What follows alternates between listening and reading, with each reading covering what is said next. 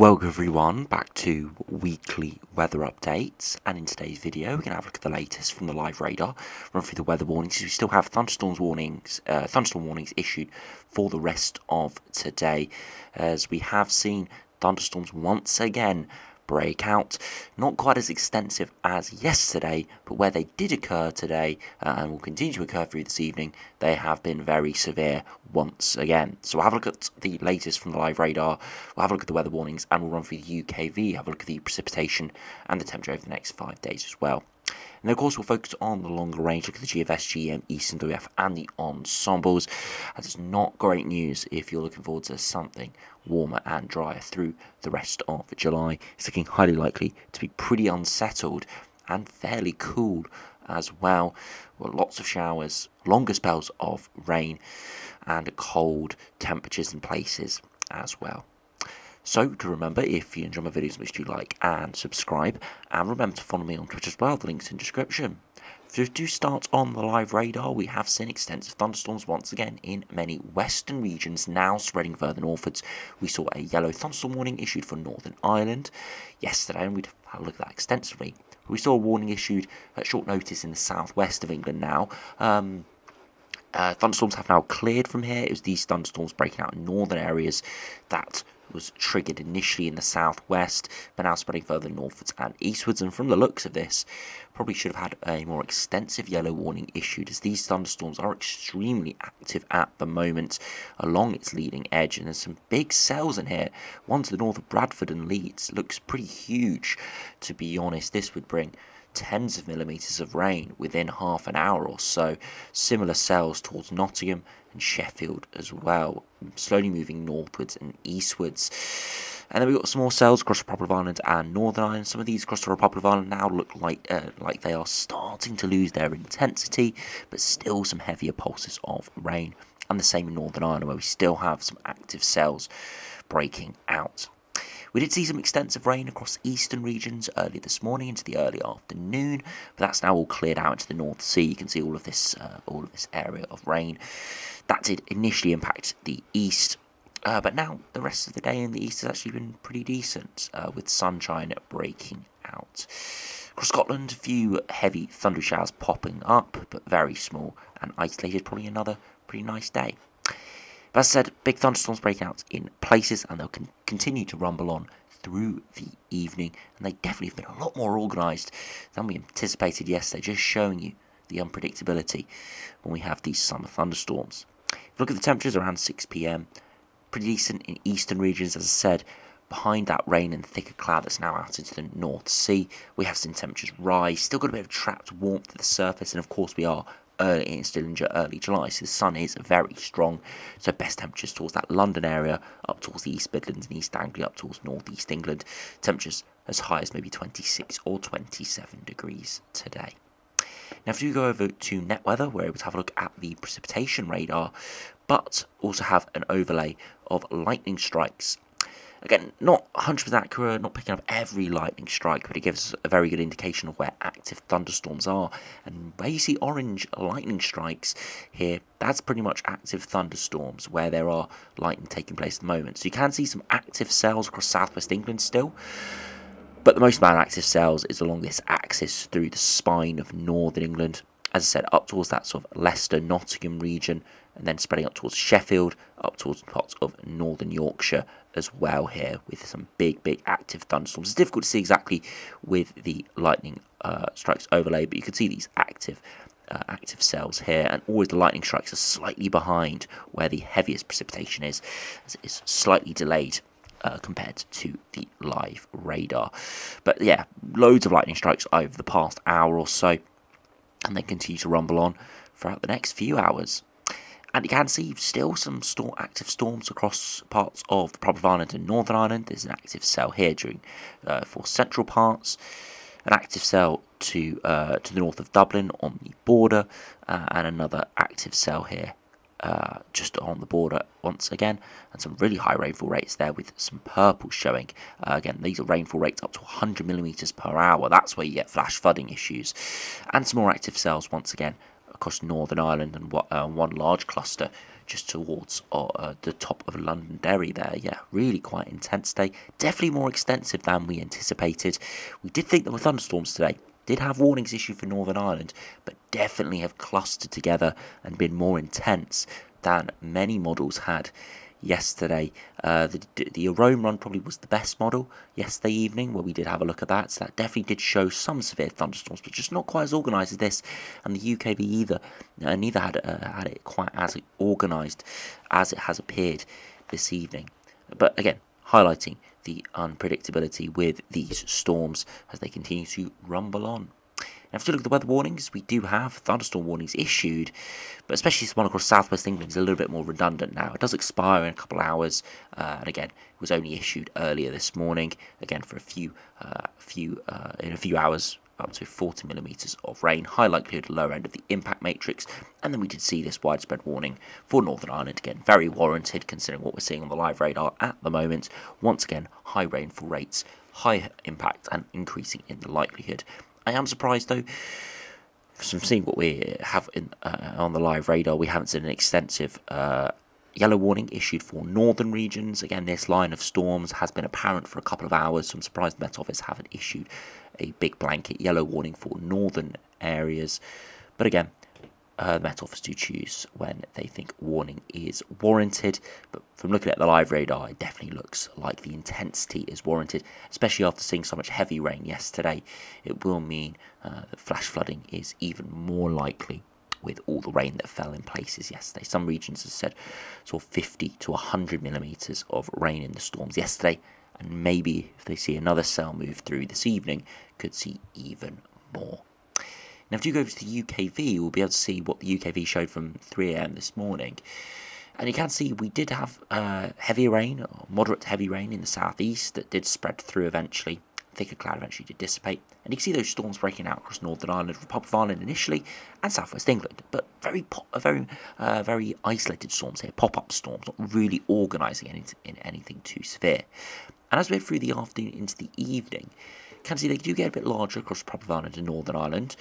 Become a little bit more organised here. This is more reflective of what we're seeing in reality. Again, the storms are large in the Republic of Ireland and Northern Ireland, but they are fairly scattered, not forming into any lines or anything.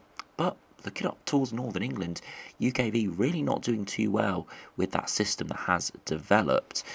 Showing some organisation towards the Liverpool region, these storms getting slightly larger, but really no indication at all of a large line of storms, which is what we are seeing in reality.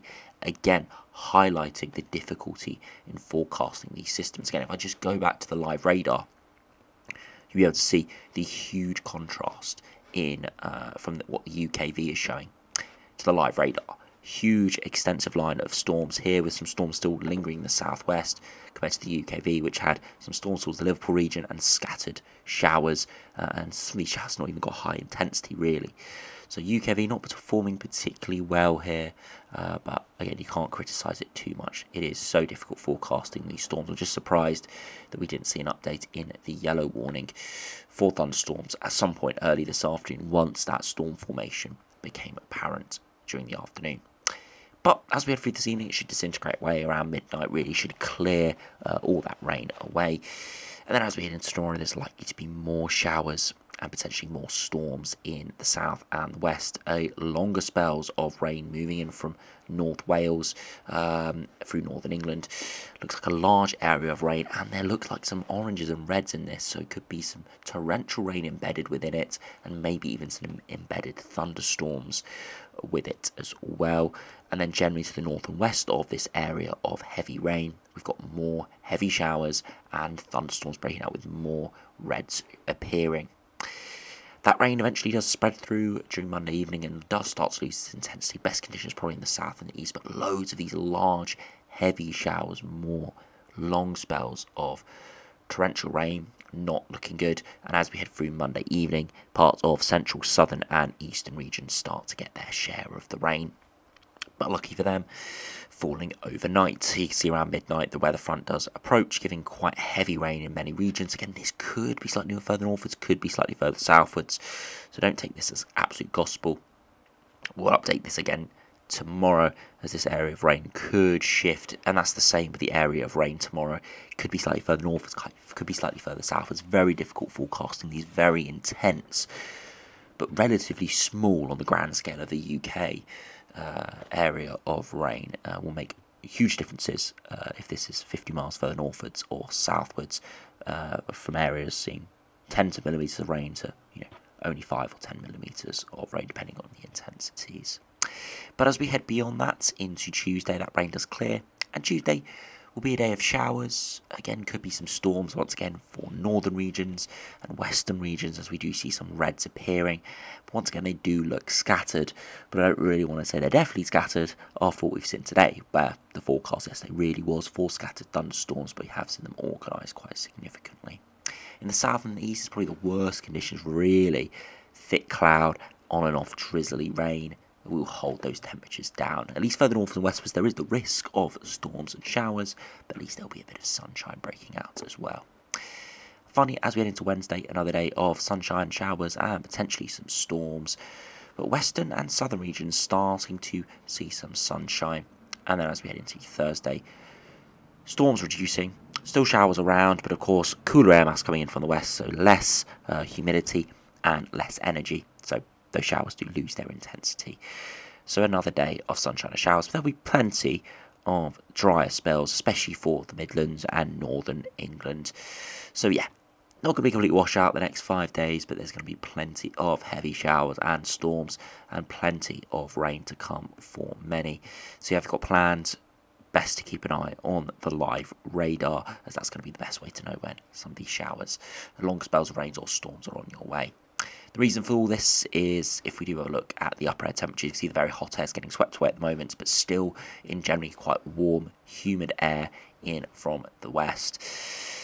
And that will continue to flow in, and eventually we will see some cooler air appear from around the midweek. And that's why things do lose their intensity on Thursday afternoon. The air is just slightly cooler. You can see the cold air is to our north, just slightly less energy within the atmosphere, so losing the intensity of the showers, but nevertheless still be unsettled. If you do actually look at Cape briefly as well, you'll be able to see there was moderate amount of Cape this afternoon, but really nothing to write home about. Enough Cape for scattered thunderstorms, but nothing exceptional, to be honest.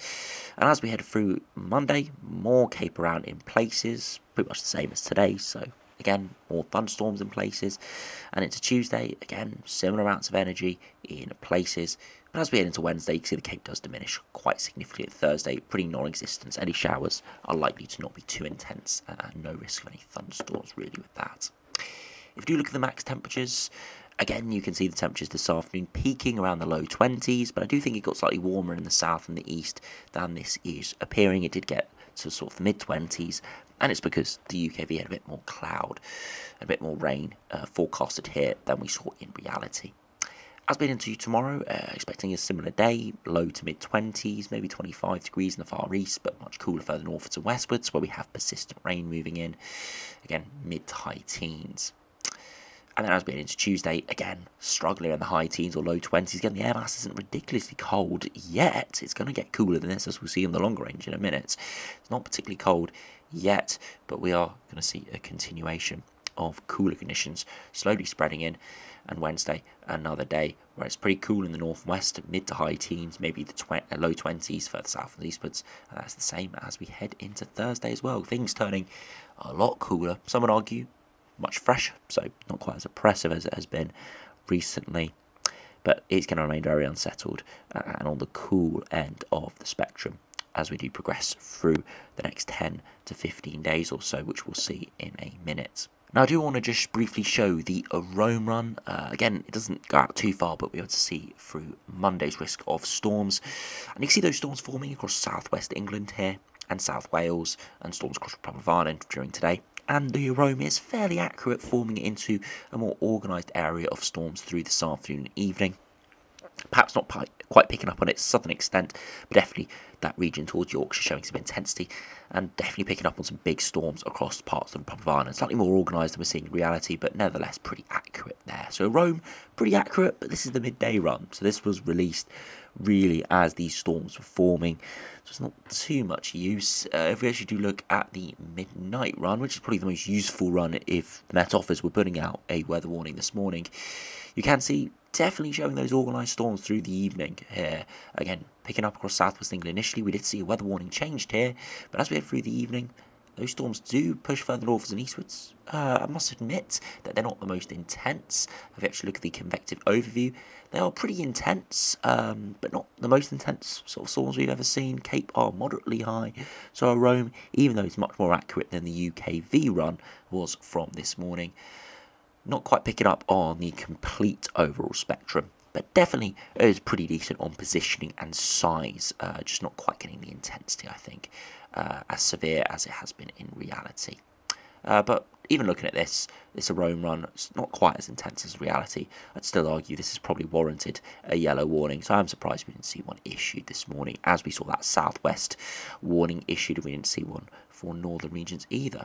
But I do want to focus on Monday's risk to see if we should see warnings issued for this. And looking at the intensity of this rain tomorrow, perhaps a warning would be warranted.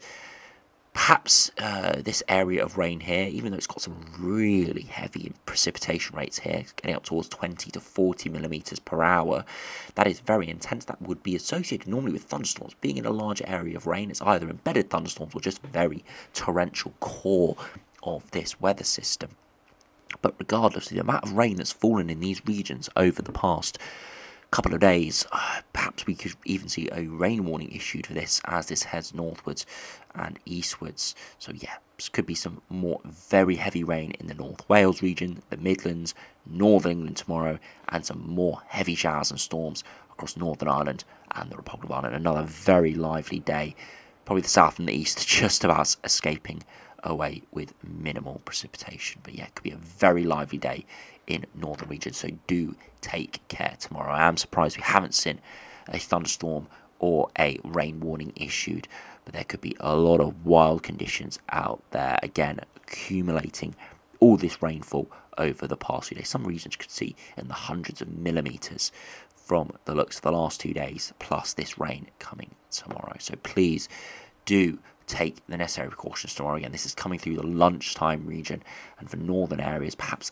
into rush hour as well, so it could be quite disruptive, so please do stay safe out there.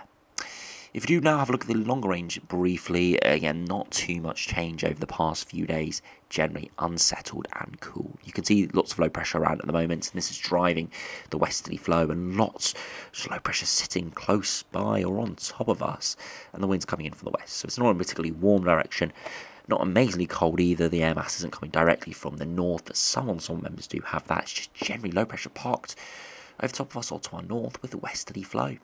Upper temperatures, as said, pretty cold. Again, nothing exceptionally cold, but for the time of year, generally, we're sitting close by or in the blues pretty much for the next couple of weeks, indicating below average temperatures. If you look at the GMs, if we see anything different, low pressure continues to dominate. Again, more heavy showers around, potentially storms with this as well, and all the way to day 10.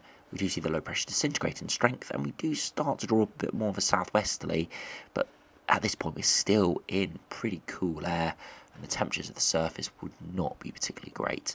We look at the midday temperatures there, around 20 to 22 degrees, and this is a day where there's minimal precipitation in those regions, where we're seeing that 20 to 22 degrees, minimal precipitation. We saw that, if we see that in a normal air mass, we'd expect mid-20s. Even if we run back a couple of days, look at that, struggling at 20 degrees on the 18th, the day before, 18 or 19 at best on the 17th. If we run to the 16th, again, very few regions getting much above 18 degrees or so. And many regions look northwards and westwards. Republic of Ireland, Northern Ireland struggling around 13 to 16 degrees. Really not great. Definitely chilly out there. So yeah, not looking great through the middle of July. Huge contrast to what we saw last year when we were ramping up towards that 40 degrees we saw with that big heat wave that we saw this time of the year last year. So yeah, huge contrast. Well below average this year, well above average, ridiculously well above average last year. If you finish by just looking at the Eastern WF and the ensembles, again, pretty repetitive from the Eastern WF here. Generally winds coming in from the west and staying very unsettled. Low pressure really not moving all too much. And you can see actually some quite cold air is appearing there. 0 degree isotherm just off the north of Scotland. So this is pretty cold, 8 degrees below average. Could potentially be shifting into northern and western region. You can see where the hot air is towards southern and eastern Europe. It's not that the hot air is not there this year. It's just positioned well to our south. Looks like northern and western Europe is going to be cold. Southern and eastern Europe is going to be in the furnace, really, and those temperatures will be incredibly hot there. Look at those mid to high 30s, if not touching 40 degrees across Italy, Greece, and Eastern Europe. Northern and Western Europe, mid to high teens. If you do finish by just looking at the ensembles, these latest GFS ensembles, you can see generally below average over the next couple of weeks. Could be some brief spikes in upper air temperatures, perhaps as we head towards next weekend. But even then, that's just a weather front approaching as a warm sector with a low pressure system, so encouraging more rainfall, but generally below average. Again, these air masses are not particularly cold. We saw this sort of air mass in the winter. We'd say it's a pretty big mild sector. But this time of year, it is pretty poor, seeing upper air temperatures in the low single digits, and that will be reflected on the 2 metre temperatures, struggling above 20 degrees here. And again, this is London. Average temperature in July, average high temperature is around 24 degrees. So a good 2 to 3 degrees below average, and London's probably going to be the best placed with the even colder air position further northwards and westwards. So regions towards the north and west are going to be even cooler than this. And if we do finish by just looking at the ECMWF as well on the midnight run, again, well below average over the next couple of weeks. Any bump in upper air temperature in the next couple of days, next weekend, associated with big areas of rain because it is a warm sector associated with lower pressure. So it is not looking good if you want a heat wave, or even if you just want some generally average dry weather. Not going to be anything like that, at least nothing persistent for the next week at least. But if you do enjoy rainfall, if you do enjoy lots of convective skies, a lot of heavy showers and thunderstorms, which some people do, then the next couple of weeks is going to be perfect, especially tomorrow as well. Going to be very lively out there, so do make sure you do stay safe and don't take any unnecessary risks out there, as there is likely to be more flooding and more hazardous conditions tomorrow, even though it is looking more like a generally big area of heavy rain through northern regions. On top of all the rainfall we've seen recently, it could cause issues still. So anyway, thanks for watching. Hope you have enjoyed. Make sure you subscribe if you're new, and I'll see you again for another video soon.